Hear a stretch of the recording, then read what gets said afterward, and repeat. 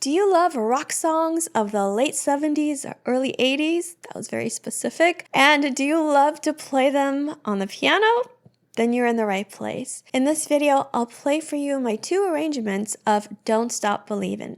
The first one you'll see is geared more toward advanced pianists. It's in the same key as the original and goes through the entire song. The second one you'll hear is a much simpler version. I took it up a half step to F major so that you would only have to remember one flat instead of four sharps.